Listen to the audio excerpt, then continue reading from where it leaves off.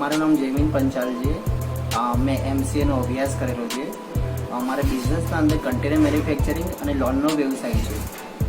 હું અંશ ફાઉન્ડેશનનો ફાઉન્ડર છું। જે અમને આ સંસ્થા ચાલુ કરી હતી એનો વિચાર અમને એવી રીતે આવ્યો કે મારો બેબી એક્સપાયર થઈ ગયો હતો, જે 19/9/2022ના રોજ એક્સપાયર થઈ ગયો હતો। એના 1 મંથ પછી અમે આ સંસ્થા ચાલુ કરી હતી, જેના અંદર અમે અંશ ફાઉન્ડેશન ચલાવીએ છીએ। અંશ ફાઉન્ડેશન સંચાલિત ભગવતી વૃદ્ધાશ્રમ પણ ચલાવીએ છીએ।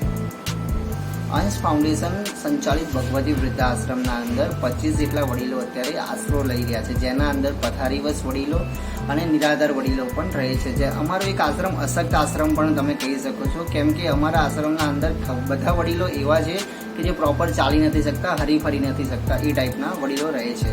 એના સિવાય અમે રવિવારે ખાસી બધી એક્ટિવિટીઝ કરતા હોઈએ છીએ, રમતગમત કરતા હોઈએ છીએ, ભજન કીર્તન કરતા હોઈએ છીએ, જેથી અમારા વડીલો સારી રીતે રહી શકે। પછી સવારે ચા નાસ્તો મળે છે, બપોર જમવાનું મળે છે, સાંજે ચા નાસ્તો મળે છે, રાત્રે જમવાનું મળે છે।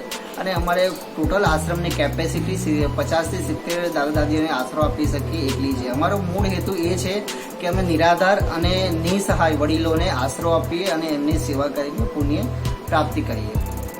અમારે અત્યારે સમગ્ર ગુજરાતના તો વડીલો રહે છે, પણ ગુજરાત બહારના પણ વડીલો હોય છે, જેમ કે યુપીના છે, રાજસ્થાનના છે, ગુજરાતના અંદર જોવા જાવ તો દાહોદ છે, કચ્છ છે, અમદાવાદ છે, એવા ખાસી બધી જગ્યાના અલગ અલગ લોકો, અલગ અલગ જાતિના બધા જ વડીલો અમારા ત્યાં આશરો લેતા હોય છે અને એમને અમે સહાય પૂરી પાડીએ છીએ। જેમ કે અમે બધા જ વડીલોની પ્રાથમિક જરૂરિયાત પૂરી પાડીએ છીએ, જેના અંદર સવારના કપડાથી લઈને ટૂથબ્રશથી લઈને દવાઓથી લઈને બધી જ વસ્તુઓ અમે એમને નિઃશુલ્ક પૂરી પાડીએ છીએ। તો અમે જનતાને પણ અપીલ કરીએ છીએ, ડોનરોને પણ અપીલ કરીએ છીએ કે અમારા સાથે જોડાઓ, જેથી કરીને અમે આ લોકોને, દાદાઓને, દાદીઓને મેક્સિમમ સેવાઓ પૂરી પાડી શકીએ, જેથી એ લોકો સારી રીતે જીવી શકે અને એમની જે પાછળની જિંદગી છે એ વધારે સારી રીતે વિતાવી શકે।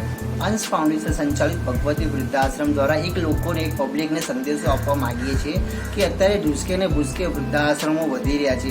એ કેમ વધી રહ્યા છે? કેમ કે અત્યારની જનરેશન, ન્યૂ જનરેશનને માતા પિતાઓ જોડે સેટ થતું નથી, માતા પિતાઓ સાથે રહેવું હોતું નથી, એના લીધે વૃદ્ધાશ્રમની સંખ્યા બહુ જ વધી રહી છે। બધાને અમે અપીલ કરીએ છીએ કે માતા પિતા એક એવું પાત્ર છે કે તમે એને પ્રેમથી વશ કરશો તો તમારા માટે જીવ પણ આપી દેશે। તો એ લોકોને આવી રીતે તડછોડો નહીં, એ લોકોના સાથે રહો, 2, 5, 10 મિનિટ વાત કરશો દિવસના તો પણ એમને સુખ મળશે, એમને શાંતિ મળશે। એમને શું જોઈએ તમારા લોકો જોડે? કંઈ જ નહીં, તમારો ટાઈમ જોઈએ છે, નહીં તમારા પૈસા જોતા, નહીં તમારી કંઈ વસ્તુઓ જોતી, ખાલી ને ખાલી તમારો ટાઈમ જોઈએ છે। એમને તમે 10 મિનિટ 15 મિનિટ દિવસનો ટાઈમ આપશો તો પણ એ ખુશ થઈ જશે।